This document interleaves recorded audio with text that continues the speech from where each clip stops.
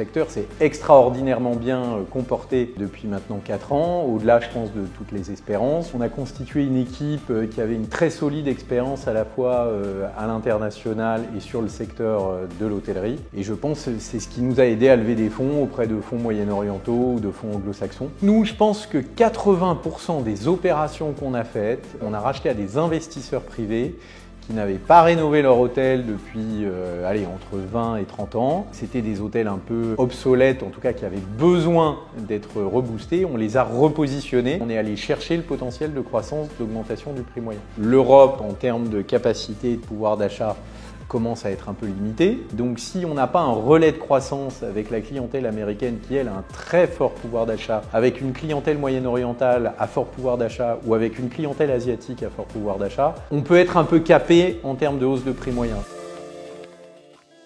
Sur le secteur, ce qu'on peut dire, c'est que ce secteur s'est extraordinairement bien comporté depuis maintenant 4 ans, au-delà, je pense, de toutes les espérances. Le segment touristique a connu une croissance exponentielle, avec plus de 50% de croissance dans quasiment tous les pays d'Europe du Sud, un peu moins de croissance dans les pays d'Europe du Nord, mais je trouve que globalement, l'hôtellerie a eu une performance assez exceptionnelle ces dernières années. On a réussi à reprendre en gestion 220 hôtels, on a aujourd'hui une vingtaine de personnes. Je trouve qu'on a constitué une équipe qui avait une très solide expérience à la fois à l'international et sur le secteur de l'hôtellerie. Et je pense que c'est ce qui nous a aidé à lever des fonds auprès de fonds moyen-orientaux ou de fonds anglo-saxons. C'est certainement plus, en tout cas, la constitution de l'équipe que notre accent anglais qui a fait la différence. Il y avait 2 demandes, par exemple, du fonds moyen-oriental avec lequel on travaillait, c'était d'investir en Espagne et au Japon. Pourquoi? Parce qu'ils avaient anticipé un recovery dans ces pays-là qui seraient plus forts. Donc nous, ça tombait bien parce que c'est ce qu'on leur proposait, d'investir en Espagne, pas encore au Japon.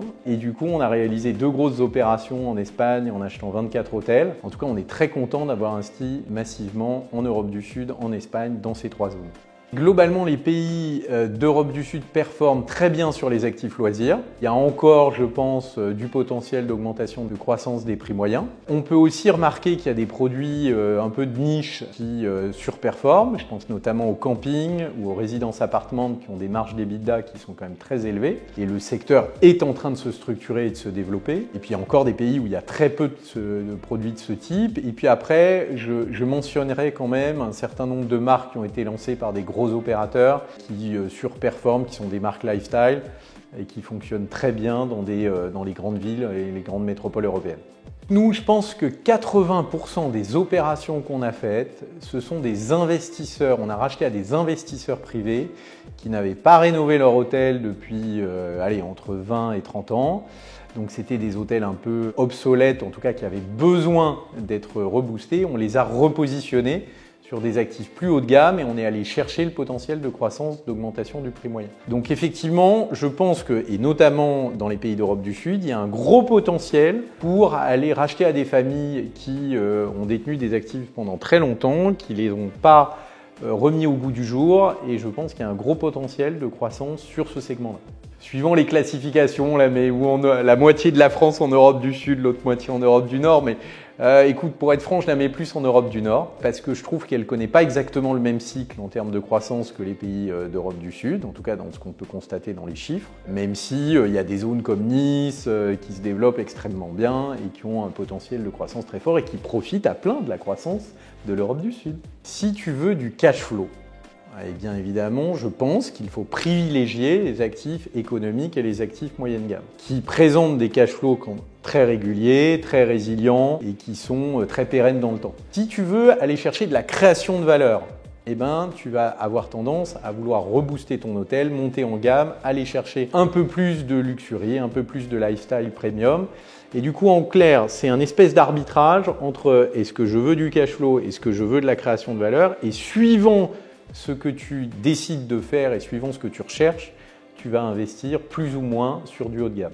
Moi, je ne ressens pas que ce soit saturé. Ce que je ressens, c'est que tous les investisseurs d'e-value add cherchent à peu près tous la même chose, c'est-à-dire des TRI entre 15 et 20%.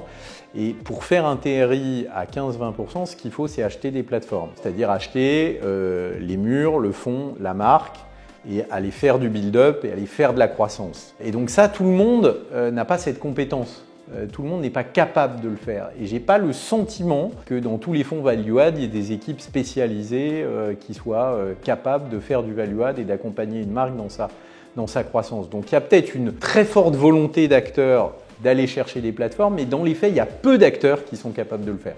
Les 4 resorts qu'on a achetés sur ces 3 dernières années qui performent le mieux sont des resorts en Grèce, en Italie et en Espagne qui sont gérés par des marques internationales. L'Europe, en termes de capacité et de pouvoir d'achat, commence à être un peu limitée. Et donc, si on n'a pas un relais de croissance avec la clientèle américaine qui, elle, a un très fort pouvoir d'achat, avec une clientèle moyen-orientale à fort pouvoir d'achat ou avec une clientèle asiatique à fort pouvoir d'achat, on peut être un peu capé en termes de hausse de prix moyen. Donc, ce qui me paraît très important, c'est d'aller dans des zones à fort potentiel, adossées à une marque qui rayonne à l'international.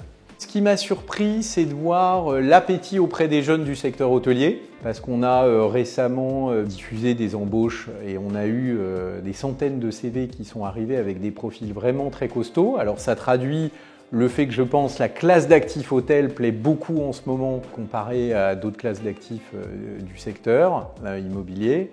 Et ça traduit aussi, je pense, l'appétit pour un secteur qui est très complet, très riche. Parce que quand on achète un hôtel, en fait, on achète une société, on a des problématiques de marque, de personnel, de positionnement de l'hôtel, on a des problématiques financières, fiscales, juridiques. Et donc, c'est un secteur très riche et très complet. Et je pense que c'est ce qui plaît aujourd'hui beaucoup auprès de tous les jeunes qui postulent pour travailler sur ce secteur. Et sur une autre thématique qui n'a rien à voir, sur le marché de l'investissement, je suis confiant dans le retour des investisseurs long terme sur le secteur hôtel. Il y avait peu de ces acteurs qui ont fait des opérations significatives ces dernières années. Et on sent qu'ils reviennent, on sent qu'ils s'y réintéressent, on sent que la classe d'actifs hôtel a beaucoup gagné post-Covid en capacité de réassurance. Et je pense qu'on va, à horizon 2-3 ans, revivre des années comme celles qu'on a pu vivre quand beaucoup d'investisseurs long terme étaient présents sur le secteur.